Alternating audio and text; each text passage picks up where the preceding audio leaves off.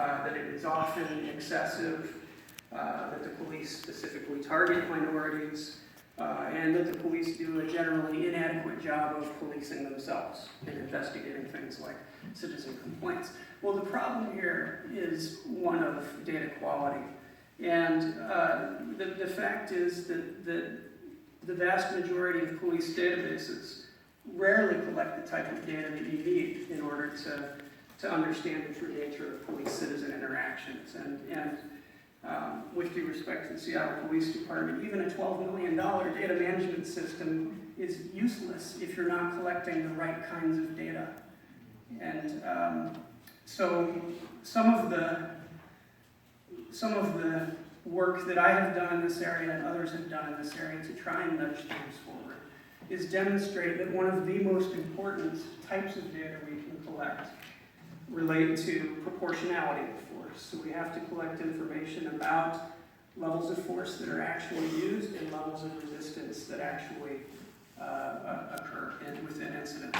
We've also learned that geographic context is absolutely key, the micro level geographic context. And so what I have found here in Seattle looking at use of force data is that those cases that could be characterized as potentially excessive do in fact cluster in particular parts of the city.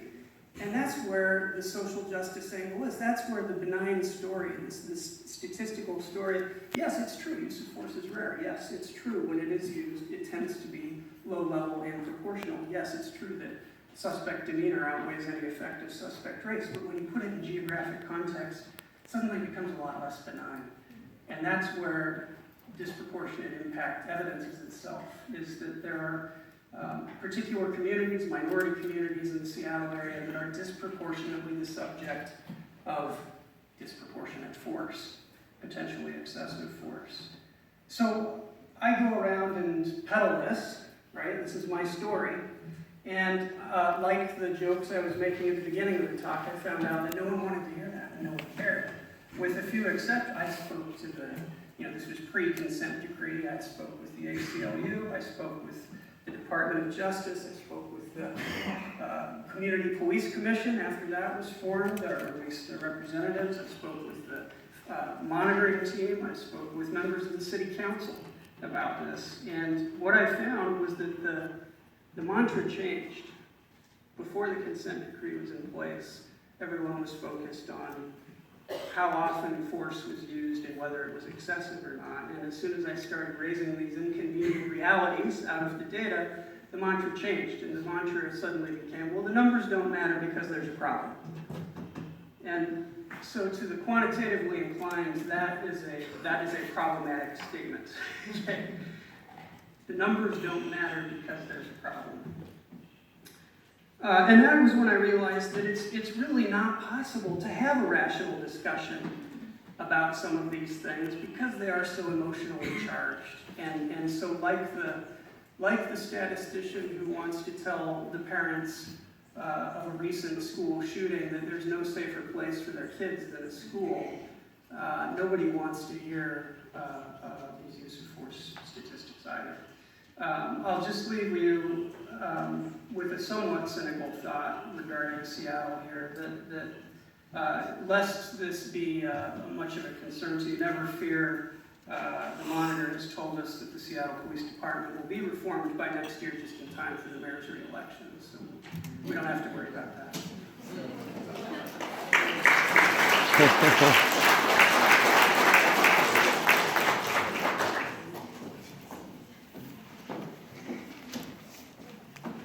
Good evening, everyone. My name is Jimmy. I am a minister and an activist who has been trained as an ethicist. So I'd like to engage question of policing and protest through those lenses. And particularly, I'm interested in thinking about the moral purposes of protest. Recently, if you've seen, it was either today or yesterday, one of our Supreme Court justices, Ruth Bader Ginsburg, came out and said that the protests started by Colin Kaepernick, who's a professional football player, were stupid and disrespectful. And I'd like to engage that question a little bit, whether protest of that sort, or of marching in the street, or any other kind, is necessarily stupid and disrespectful. And I'd like to argue that it's not. I'd like to argue actually that protest is a moral act, and it's a morally formative act. It helps to shape citizens into citizens. I'd like to start with the definition, just so we're clear about what we're talking about. I define political protest as a public expression of disapproval of an existing law, policy, practice, or other political action. This protest is intended to initiate a change toward what's perceived to be a more just context. So that covers a wide range of actions, but that's what I'd like us to think about protest as: a public expression of disapproval with the hope of initiating change. Protest as a political action, in and of itself, often has lots of strategic purposes, right? Its purpose is to disrupt the system, to disrupt the status quo, or to bring attention to an issue, or to mobilize a group of people, or to build power to be able to effectively speak out about an issue, to change a public narrative about something that's going on, or even to instigate further action, right? To inspire people to take more action. In all of those strategic ways, protest is also one way to contribute to broader public discourse, right? So there's the strategic bent trying to achieve a political goal, but there's also this way in which it is part of what it means to be a citizen engaged in public discourse. It is that especially for people with little or no access to the formalized procedures of public discourse, right? Public discourse happens in lots of ways in a democratic society. It happens in halls of Congress, in state legislatures. It happens on Facebook comments, and it happens in streets where people protest. And it especially happens there for folks whose voices aren't often heard in those other spaces. So, in all of this, I would suggest that protest is in the DNA of democratic societies. If there is a democratic society, a thing you will see is protest. To be a democratic citizen is to be a person who protests. At least, that's what I'd like to suggest. So, in light of that, if that is true, then what does it mean to speak of protest in that way? And I'd like to speak of protest as a virtue.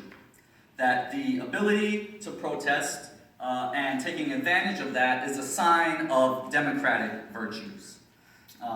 Virtue ethics is this big, complicated thing, but one of the easiest ways to describe it is virtue ethics works with the assumption that you are what you do. You become what you do. You practice what you become as a virtuous or non-virtuous person. Alasdair MacIntyre is a philosopher. You could probably care less about that, but he defined a practice as a form of socially established cooperative human activity through which goods internal to that form of activity are realized in the course of trying to achieve those standards of excellence that are appropriate to that activity. In other words, a practice, speaking in the terms of ethics, of social ethics, is something with its own internal logic that helps people to achieve a certain form of excellence. I would argue, as I have, that protest is a natural practice of democratic societies, and that the practice of it, when done thoughtfully and well, can create excellent citizens. That protest educates people in what it means to be a citizen, to participate in public discourse, to use their political power to try and achieve some public good, some public justice. It also enables people, citizens, to practice claiming rights and defending rights and achieving rights for themselves, the people they love, and for others. And it's also an act, it can be an act, when people engage in protest for the needs of others, in practicing responsibility for the protection of all rights in a society. So, with that generic framework, what does this have to do with policing? Oftentimes, protest, when it's related to issues of law and law enforcement, works from an assumption that there is some justice that might transcend the positive law, the laws that are on the books. We think of Martin Luther King Jr. quoting St. Augustine, saying that an unjust law is no law at all. We think of him saying that the arc of the universe is long, but it bends toward justice. But it only bends that way if we bend it that way. And it will only be bent that way if we have citizens with the virtues and able to protest to enact that bending. So, if all of that is true, then the act of protest is a political virtue. So what's that got to do with policing? I would like to suggest that policing, when done well, can be working in partnership with protesters to make democracy possible. There is no democracy if you live in a state where there is no protest, and police can make it possible for it to be safe for people to protest. However, when it is done not so well, it can short-circuit the practice of protest. It can even stunt the growth of virtue, of democratic virtue in communities if policing is done in such a way that it makes people afraid to protest. If it provides them no opportunity to engage in protest, they'll have no practice in that democratic virtue. And so I'd like to suggest that inasmuch as policing exists in a democratic state, it should protect the functioning of democracy itself by enabling protest in a way that doesn't violate other people's rights. Police and protesters can work together to make sure we have a healthy, functioning democracy. And when they don't, that democracy itself can be at stake. That's the virtue of protest.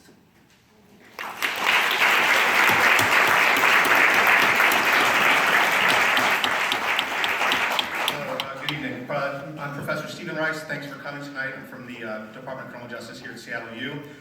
Given that aspects of tonight's dialogue look at police and community relations retrospectively, I thought I would draw attention to a potential future direction by outlining an argument that Sue Barr of the Washington State Criminal Justice Training Commission and I recently made in a paper published by the National Institute of Justice and the Harvard Executive Session on Policing and Public Safety.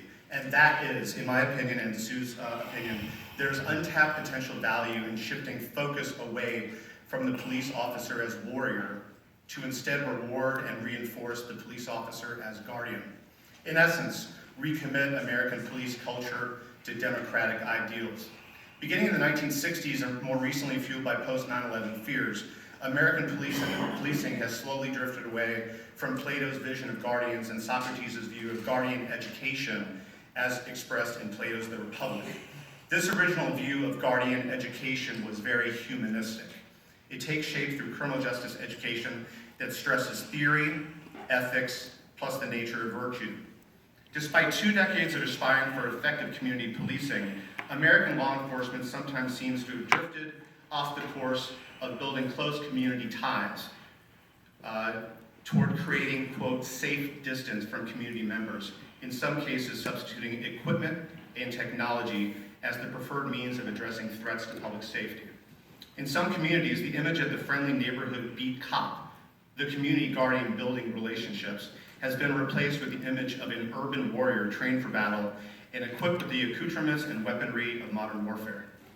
So how do we build the foundation of trust necessary to form a true partnership between the police and the public they serve? The research tells us that public trust in the police has not improved over the past 30 years. It turns out that people tend to care more about how they're treated by the police than if there have been fluctuations in crime rates.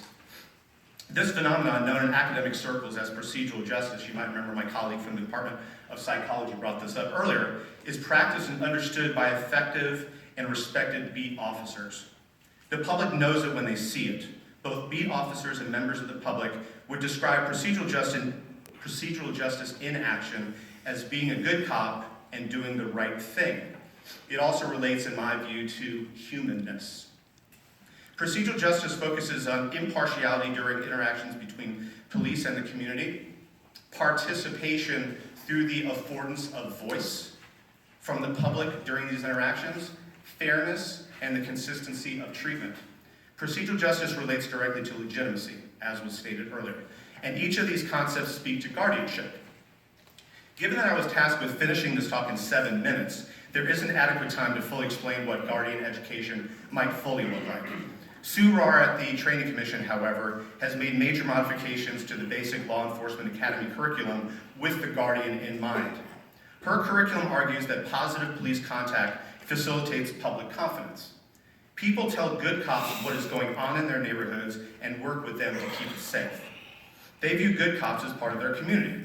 One of the key differences between cops with a guardian mindset and cops who operate with a warrior mindset. The guardian operates as part of a community, demonstrating empathy and employing procedural justice during interactions. The behavior of the warrior cop, on the other hand, leads to the perception of an occupying force, detached and separated from the community, missing opportunities to build trust and confidence based on these positive interactions. The current culture in some American law enforcement agencies tends towards this warrior mentality. The seeds of that culture can be planted during recruit training, when some recruits are trained in an academy environment that is modeled after military boot camps. One of the problems with the military boot camp model is that it has little to do with the daily reality of policing. Another more insidious problem in a military-style academy is the behavior modeled by the academy staff. Those without power, that is, the recruits, submit without question to the authority of those who do have power, which is academy staff. Upon graduation, academies send newly trained recruits out into the community. Now they finally have power. Despite the way they were treated during their training, we expect them to treat the powerless people they encounter in the community with dignity and respect. Seasoned cops and statistics tell us that the officer's intellect and social dexterity are often the most effective officer safety tools. To reduce the need for officers to use physical force, it becomes necessary to trust officers' decision-making skills. What stands in the way of adopting a training model and culture that supports the development of critically thinking leaders? That would be tradition. Some perceive moving away from the boot camp model as coddling recruits, making them weak and diminishing officers' safety. However, there appears to be no evidence-based reason that we should train police officers as we do soldiers. Although police officers wear uniforms and carry weapons, the similarity ends there. Their missions and rules of engagement are patently different. The soldier's mission is that of a warrior, to conquer. The rules of engagement are decided before the battle. The police officer's mission is that of a guardian, to protect. The rules of engagement evolve as the incident unfolds. In war, collateral damage is anticipated. Not so much in policing, or not so in policing, more definitively. On the battlefield, the soldier acts on orders from a superior. In the community, the officer is the decision maker, rarely operating with the luxury of direct supervision. Why are police leaders clamoring to train police officers to be more independent, critically thinking leaders? It can be because it is not consistent with the culture that exists in some agencies. As I mentioned, for the past 5 years, change has been afoot at the Training Commission. Each year, more than 600 police recruits receive 720 hours of training the last 5 months. Before 2012, basic training was conducted according to a paramilitary model that employed a deterrent strategy to maintain discipline. Referred to as a tune-up, starting the first day, training officers yelled at and berated new recruits for failing to complete drills designed to be impossible. Recruits were required to brace or salute and remain silent whenever they encountered a staff member. Minor rule violations resulted in physical punishment in the form of extra physical work. The majority of the five-month training regimen emphasized physical skills training accompanied by a steady stream of fear-provoking stories about officers killed in the line of duty. Few classes effectively integrated communication skills with physical tactics. Physical control was emphasized over de-escalation. In essence, conquering was emphasized over serving. Just got a sign from one of our students indicating 0 minutes left. I had a lot more brilliance to present. I want to be respectful of the event, so thank you again for coming, and hopefully that was useful.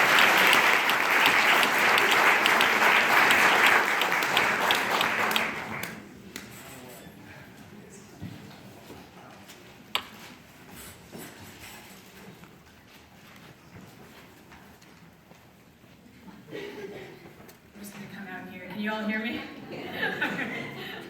They promised me a staffer back here. So I'm Kittist. I'm president of the Criminal Justice Honor Society here at SU, and I'll be asking the first round of questions to our academics. First question is submitted by a student here. Criminal justice organizations are complex organizations that can be resistant to change? How can your goals for officers as guardians become a permanent part of how police departments operate?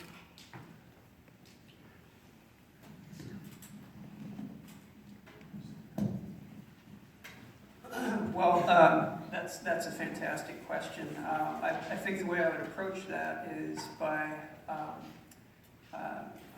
alluding to our model here in the Department of Criminal Justice, and our department chair touched on this just a few moments ago in her introductory comments. But we advocate what is essentially an agent of change model. So we send our students out into the world, into the criminal justice sector, with a strong grounding in ethics and a strong grounding in criminal justice curriculum.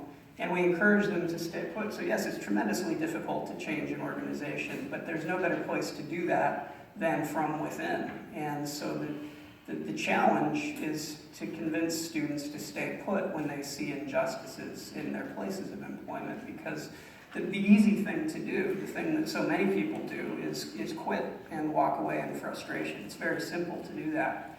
It's extraordinarily hard to stay put and try to change from within, and that's what we encourage our students to do. I did want to say, since my presentation was cut a little bit short, that if you would like to read the entire paper, see me after the event, and I'll give you my email address or the link to the paper. We are right now sitting in a college of business. You could have a multi-quarter long class on the power of culture, corporate culture, any type of culture. Culture is one of the hardest things to get your arms around, in my opinion. How do you go about reinforcing a guardian mentality through changes in culture? It's difficult, but one thing I would say is that it's fair to say that in a vast majority of police departments, the line officers know very well who those officers, which of their colleagues speak to a guardian mindset, are fully dedicated to community justice, a community policing ethos. And so at the end of the day, it comes down to incentivizing the right types of behaviors by line officers. You can do that by creating an assistant chief level person tasked with these types of initiatives. That would be an example of the power of symbols in terms of trying to make changes to culture. Cultures can be intractable, but I think incentivizing the right types of behaviors is one step forward.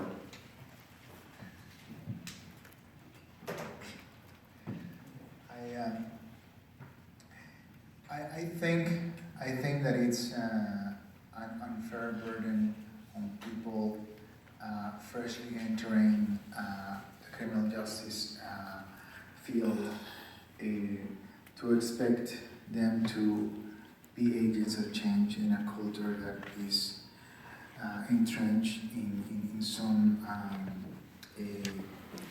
in certain kinds of discourse. I think that maybe from below and from up higher, interventions are necessary. I am thinking right now about the fraternal order of police and a lobbying aspect of the fraternal order of police, which is one of the, I think is the largest organization of law enforcers in this country. It has more than 350,000 members, and I am thinking about the recruit entering the police force and entering this culture and facing things as the fraternal order of police has traditionally lobbied for and against legislation, and in two different occasions the fraternal order of police has lobbied against legislation to factically end racial profiling. It has opposed legislation to change detentions based on how people look. And I don't know how a young person or a young professional entering law enforcement or criminal justice professions what they can do to change this. I just don't know. Is there another question, or you'd like to? Yeah. Next question here. As accomplished academics in your respective fields, how can you take that expertise to effect real change as far as students go in changing their implicit biases here, whether it's engaging in protest, as you mentioned earlier, or taking that data and making it something real in the community that can be used to change how people view the police and how police view the people? Yeah, so that's helpful because I work with students a lot in that kind of thing. I would build on some of the answers that have already been given and what I mentioned earlier to think about virtue. I want to tell a little story and then maybe extrapolate from that. There was a village in France during World War II called Les Chabons. It was this village of Protestants who housed and hid and saved hundreds and hundreds of Jewish youth who had fled trying to survive the war. And afterwards, when it was discovered how this little bitty village of folks, of this religious minority in the mountains in France, was able to save those hundreds and hundreds of fleeing orphans, people said, how did you have the bravery and the courage? And their response was dumbfounded silence, or statements like, that's just what people do. What else would you do? There was no sense of moral excellence in the village. As far as they understood, this is just what humans do when faced with humans in distress. And I would argue that's virtue in action. That is embodying a value so deeply that it is not something you have to actively think about. So building on the culture question a little bit, part of it is having the kinds of experiences and exemplars and institutions and rewards that build that kind of person. So that if we wanted a criminal justice system that functioned more guardian-esque than warrior-esque, to draw on some of the language we've heard so far, it would have to be the inculcation of that as a virtue, where it's not even something that has to be thought about, right? That implicit bias, the whole idea behind that research is that it happens before you can consciously think about it. And virtue can work the exact same way.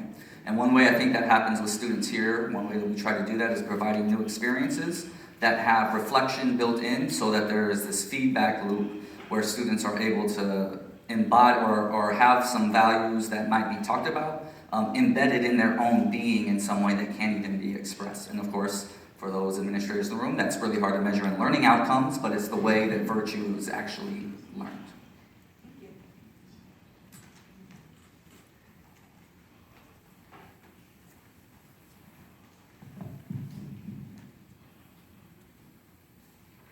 So our next group of panelists are all from law enforcement agencies.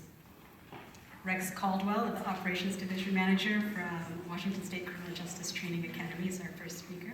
And he'll be followed by Les Liggins, who's Captain of the Seattle Police Department, Cynthia Lytle, President of the Black Law Enforcement Association of America, Perry Tarrant, Assistant Chief at SPD, and John Benson, who's the Chief of the University of Washington Police Department, also adjunct faculty here at Seattle Univ.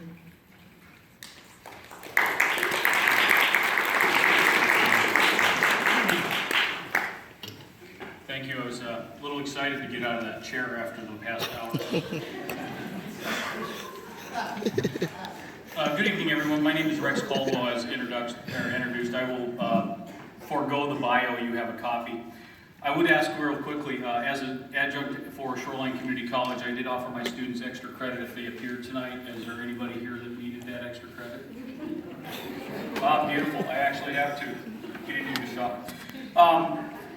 After 35 years of law enforcement, 50 years really, because I grew up in a law enforcement household, I've had about 5 decades of experience watching the world change around me. I was hired last year by Sue Roark, a magnificent leader, someone who I have a great deal of respect for, to be the Building Public Trust Manager for Washington State, bringing my unique skill sets to the academy. My classes include Blue Courage, Understanding Perceptions and Bias, Fair and Impartial Policing, and Justice-Based Policing. We've heard some of these terms tonight, and I'm going to expand on them. I'm incredibly honored to be here tonight. I'm also incredibly honored to be working with Sue and Dr. Rice on President Obama's 21st Century Policing Task Force Blueprint for American policing in the future. The 6 pillars identified in this report, if you have not had the opportunity yet to read them, are building trust and legitimacy, policy and oversight, technology and social media, community policing and crime reduction, training and education, and very importantly, officer safety and wellness. The reasons I'm passionate about this and why this is so important to me is I'm second generation, as I mentioned. My father was an officer for 27 years. He's been around since retirement for about 27 years. That's unheard of. One of the reasons we get to retire early is stress-related illnesses that cause short periods of survivability. Our actuary charts are very low. Technological changes have been happening fast and furious around us. As a government, we are usually lagging behind due to cost and just technology, fear of change, and the ability to just keep up. Social media is exploding, and people in certain public industries are really struggling to keep up due to these changes for cost, personnel, and public records reasons. Societal advances have advanced at a fast rate, and agencies may not be able to adapt as quickly as their communities change around them. You might have noticed I'm a little bit older, and I'm kind of a white guy, but I'm happy to tell you that one of my students recently referred to me in SJW. Anybody here familiar with that? It is a social justice warrior. It's a derogatory term, a pejorative term for an individual who repeatedly and vehemently engages in arguments on social justice on the internet, often in shallow or well thought out way for the purpose of raising their own personal reputation.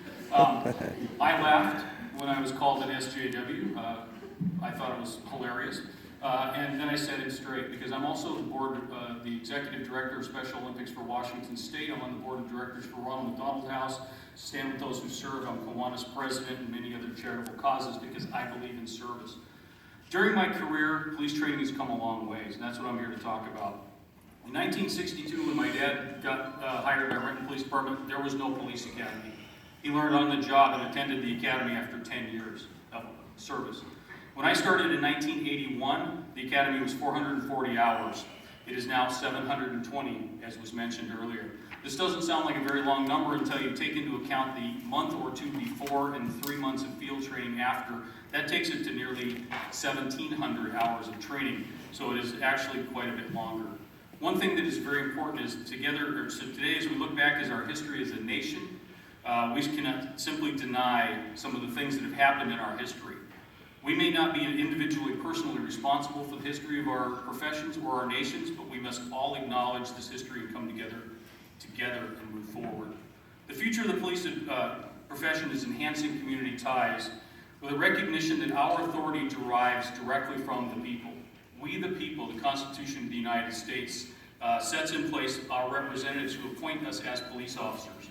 This goes back and was mentioned earlier about service or appeal. Paraphrasing broadly, the people are the police and the police are the people. The police are the ones who are paid to be responsible for that which is incumbent on all of the members. The Academy is dedicated to training the guardians of democracy. This is the foundational message for all of our curriculum. We work closely with Seattle Univ and Dr. Helfgott and others at Seattle University and around the country to ensure that our methodologies are sound and supported by research. Community contacts, respect, dignity, constitutionality of contacts are emphasized. All training builds upon these fundamental messages with an emphasis on professionalism. I'm near the end of my career, folks. I'm passing the baton, the torch on to a new generation. I've been at this for many, many years. The officers that I am training at the Police Academy today, when they are my age and with my years of experience, are going to be policing into the year 2050. Pause for dramatic effect. The students, pardon me, the people that they're going to be supervising, their parents are currently in junior high and have not yet met. This is a legacy profession. I'll tell you, the reason that this is also so important to me is I am a father and a citizen of the United States and our community. My oldest son died recently. He was a gay man who was the subject of a hate crime when he was 20 years old that left him with a traumatic brain injury. And I have fought for his rights and for mental health and crisis intervention techniques and training around the state and around the country to bring his story forward. Don't have time to tell that story tonight. My youngest son is an African-American gentleman. He was adopted by my wife when he was 3 days old.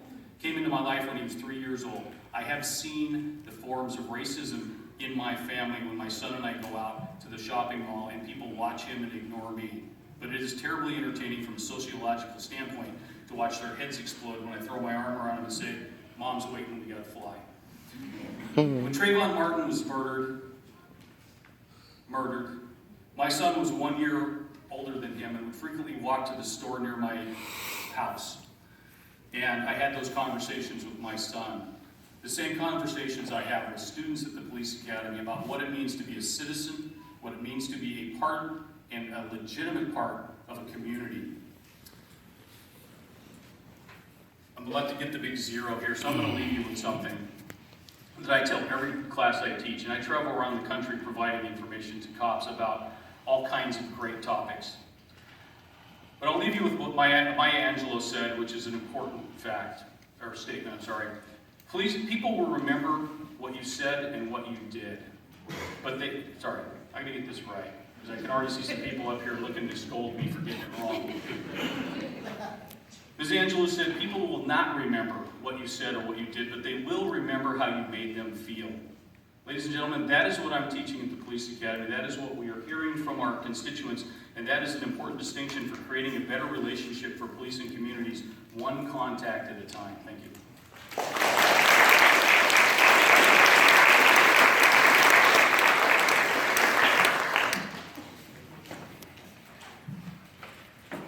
Good evening, and thanks for allowing me to attend this evening with such a distinguished panel. Two things he made reference to that really struck me. One is I also am a parent of two boys and a girl, and I'm also still curious as to what Trayvon Martin did wrong. I'm still trying to figure it out. I just can't, just won't get there for me. Public discourse in a free and democratic society is very American and very patriotic. Again, public discourse in a free and democratic society is very American and very patriotic. While some would like to think otherwise, our police departments are not insulated from the activities of other police agencies, including those actions that are illegal around the country. A statement like that is patently wrong. I've been involved in things like Youth 180, which these are children who are young people who have gotten a little off the straight and narrow path.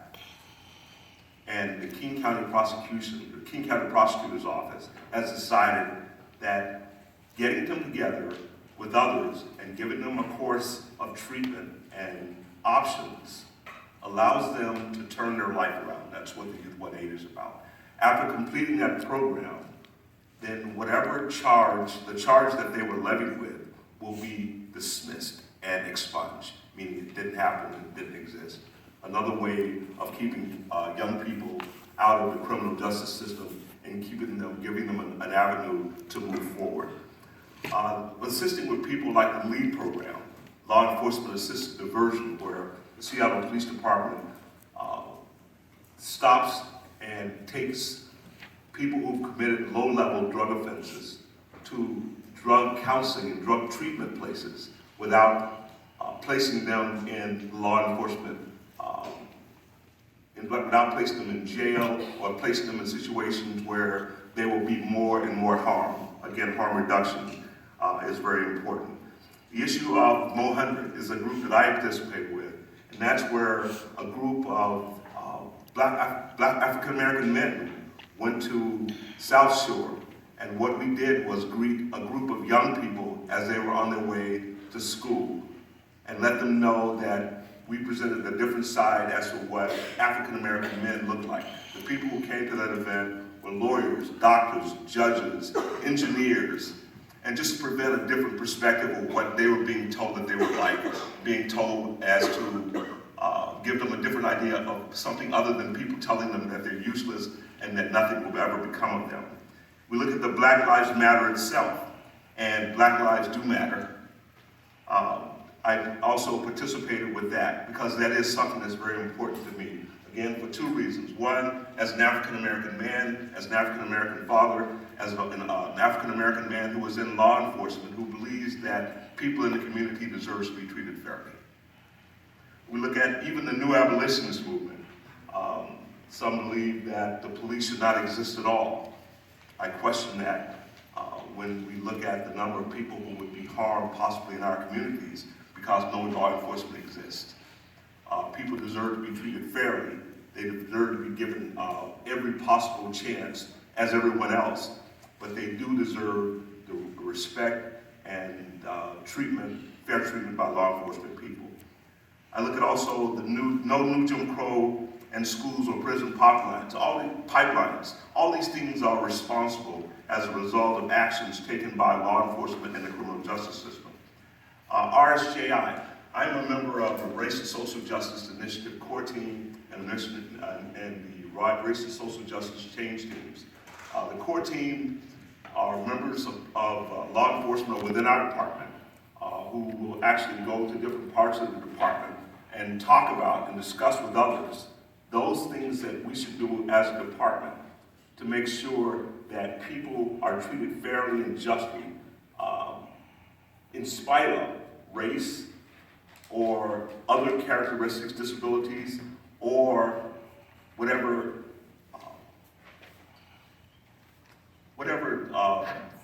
position they have in society. We're there for them. And with the change team, what we're doing right now is looking at those things in the department which create systemic, institutional, individual acts which could be perceived as racist and socially unfair. Look at things like drug courts. Again, drug courts, veterans courts.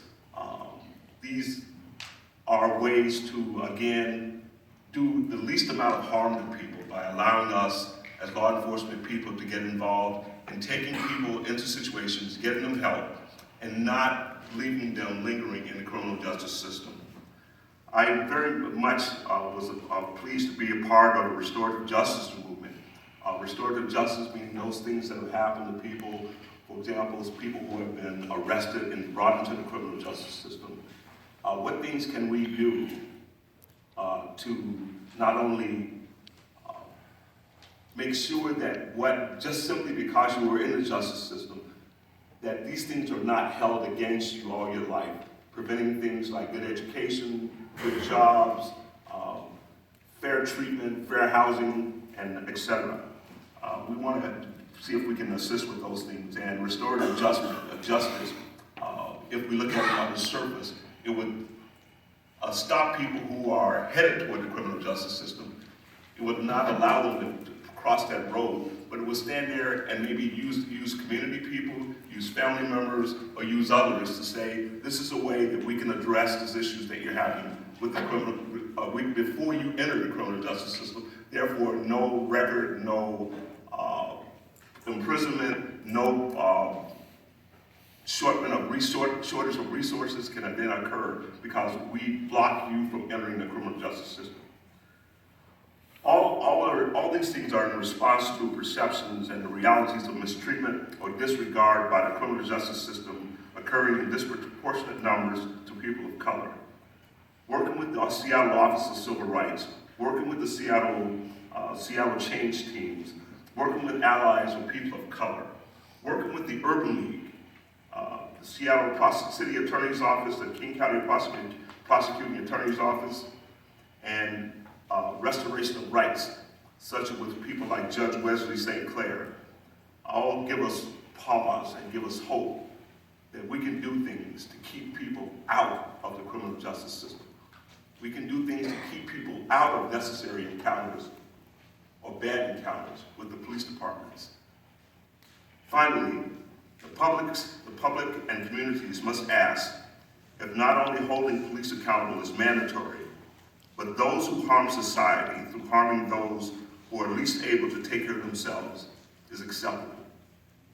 What I'm asking you to do is to not only look at those who are in law enforcement and in the criminal justice system, prosecutor's office or whatever, who are causing harm, but can we also look at those in our communities who are causing us harm also? I asked that question. Thank you.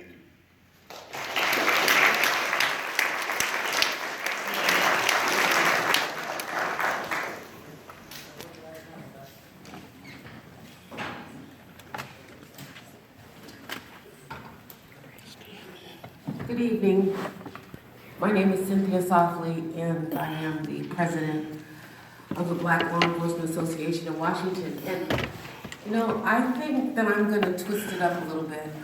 Dr. Helford, I can use my 5 minutes any way I want, right? Okay. First of all, I'd like to know a little bit about you all.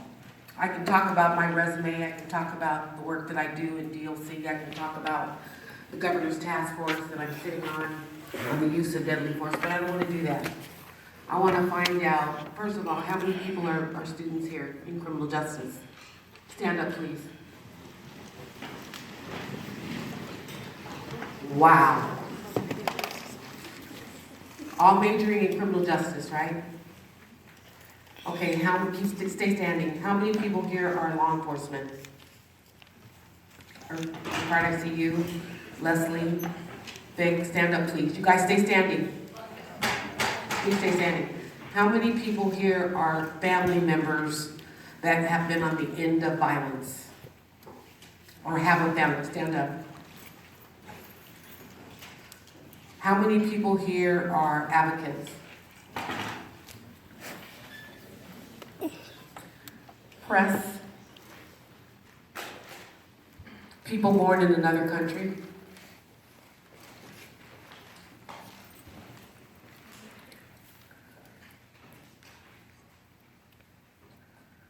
Mothers, fathers,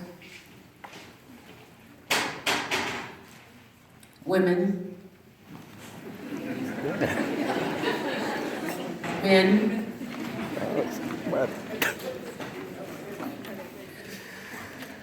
Okay, what I want you to do now, people from the back, people from the front, I want everyone to meet and introduce themselves to 2 people and come back to your original seat, please.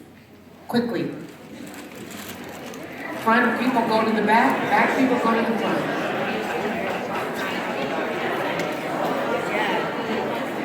Introduce yourselves, please. Sir, come on, man. Come here. I don't know you. Come here. Hi, buddy. I'm Congo. Nice meeting you. Nice meeting you. Nice meeting you. Nice meeting you. How you doing, man? I'm Congo. James. Nice to meet you. Hey, how you doing? I'm Congo.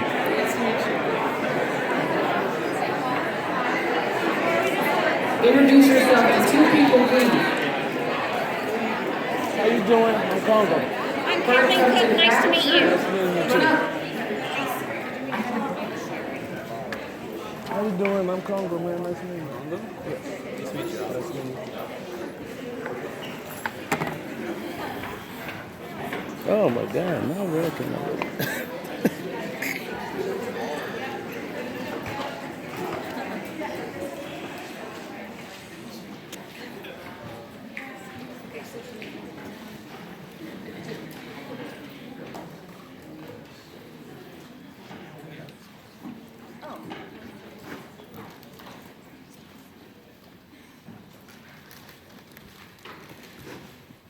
Anyone brave enough to share someone that they met or what they found out different? Anybody?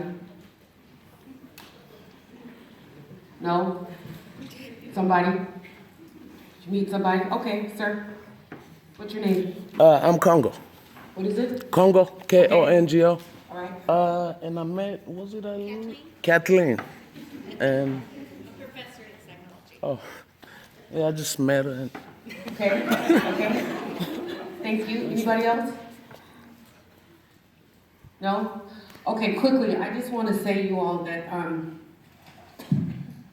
let's see, what have we talked about? Protest, transparency, accountability, data collection, community police, Socrates, Plato, theory, ethics, training, and I'll just tell you right now where I stand, and I think I stand with where you stand, is that we all want change. We all have agreed that we need to have open dialogue when it comes to the community and the police. I am an African-American woman in law enforcement. I grew up in this community, and I will tell you, anytime someone dies at the hands of the police, as a community, we need to be asking questions. And as law enforcement, we need to hold ourselves to a higher standard. I don't know exactly where we go from here, but I think one thing's for sure is that we all have passion, and that's why we're here. Thank you.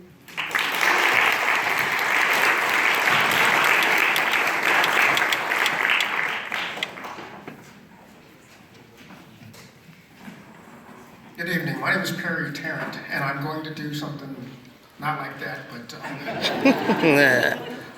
but I am going to beg your indulgence and ask you 2 questions. First question, how many here want to see police reform? Raise your hands, please. Raise them high. All right, so for all the statisticians in the house, take a look. All right, second question.